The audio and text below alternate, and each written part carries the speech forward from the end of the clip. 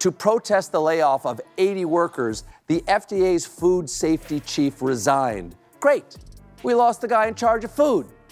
We will create the new Department of Government Efficiency, headed by a gentleman named Elon Musk. Not to be confused with the Commissioner of Humans Who Are Food, who is, of course, the late, great Hannibal Lecter. Rehiring people on Tuesday that you fired on Friday does not scream government efficiency. Trump sent Marco Rubio to make peace for Ukraine without, wait for it, inviting Ukraine. That's like planning someone's birthday party but forgetting to invite them. Classic Trump logic, am I right? Colbert absolutely roasted him for this diplomatic disaster, comparing his foreign policy skills to a wet noodle.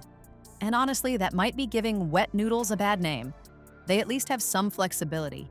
Unlike Trump's plan to make Ukraine give up everything while Russia gives up, well, he never actually specified that part.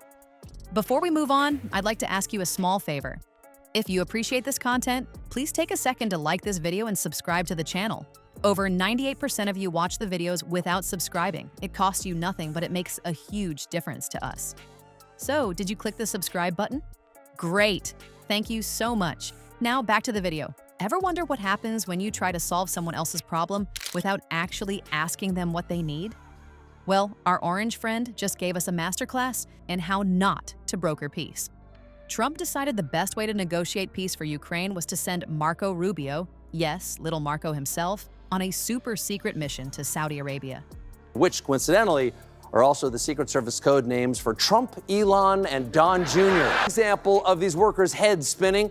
Friday before last, right? Friday before last, at the Small Business Administration, employees received emails notifying them of their terminations. Then on Monday, another email said the initial notices were a mistake, are the work of Doge. But it's not exactly clear what Doge is. We know it's not an official government department, because that would have to be established by an act of Congress. How will we feed the newborns if we don't have any formula? The only tiny problem? He somehow forgot to invite Ukraine. You know, the actual country being invaded. That's like planning someone's surprise birthday party, but forgetting to invite the birthday person. When reporters questioned Trump about this bizarre diplomatic move, his explanation was even more bonkers than the decision itself. Our former reality TV star president actually had the nerve to say that Ukraine should have ended it 3 years ago. And get this, he blamed them for starting the war that Russia clearly initiated. That's some next-level victim blaming right there. It's like blaming the bank for getting robbed because it had the audacity to store money. But wait, it gets better. Trump, clearly feeling literary that day, compared blaming Ukraine for the war to blaming those wicked hobbits for stealing that ring from Sauron. Yes, you heard that right. He brought Lord of the Rings into international politics. I guess when your foreign policy makes no sense, why not throw in some fantasy references? We get news of yet another inexplicable, chaotic move seemingly bent on undermining everything we as Americans hold dear. Whoops-a-pandemic. Thankfully, we all know that Donald Trump is a steady hand in a public health crisis. I tell you what, folks, have we tried deep frying the birds in bleach, baby? Hear me out. And at the FDA, they laid off hundreds of employees who work on nutrition, food safety response, and infant formula. That is worrying. And we know the guy in charge of it has not been elected to any office or confirmed to any cabinet position.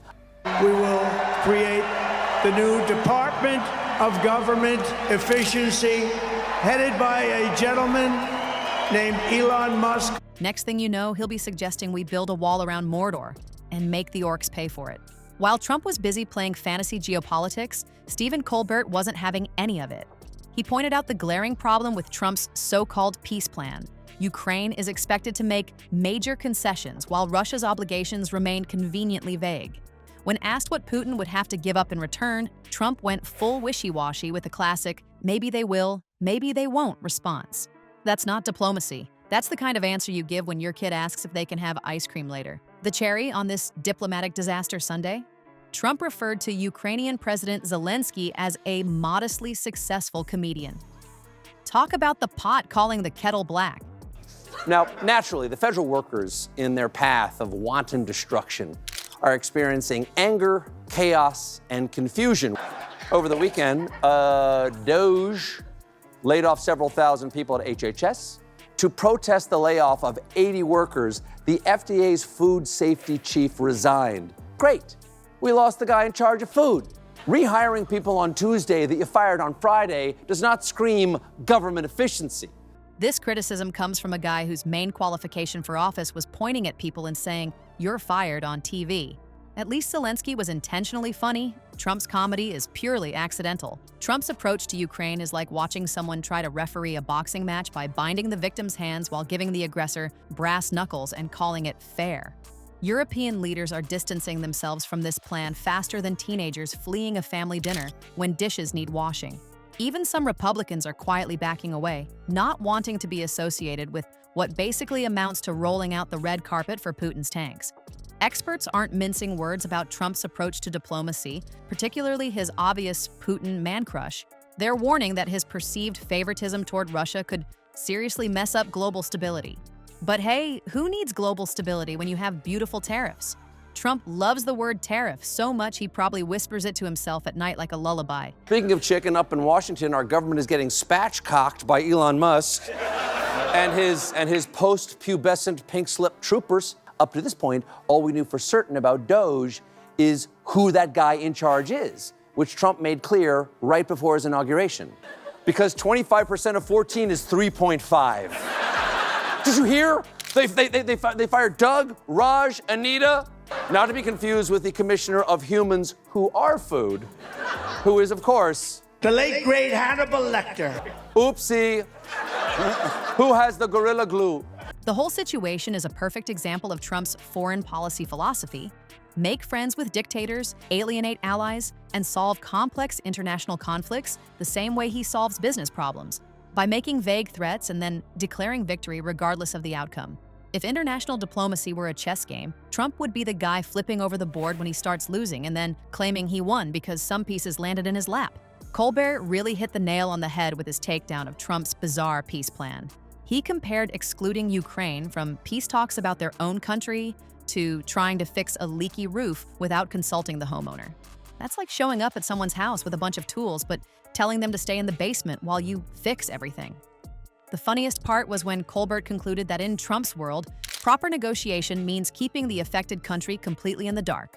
As he put it, it's like planning a surprise party, but the surprise is that there's no party at all. Classic Trump diplomacy, all show, no substance. While our orange former president continues fumbling through international relations like a toddler playing with matches, maybe we should all brush up on what real diplomacy looks like. Because if Trump's diplomatic approach were a sandwich, it would be 2 slices of bread with absolutely nothing in between, except maybe a note saying, "Trust me, this is the best sandwich ever."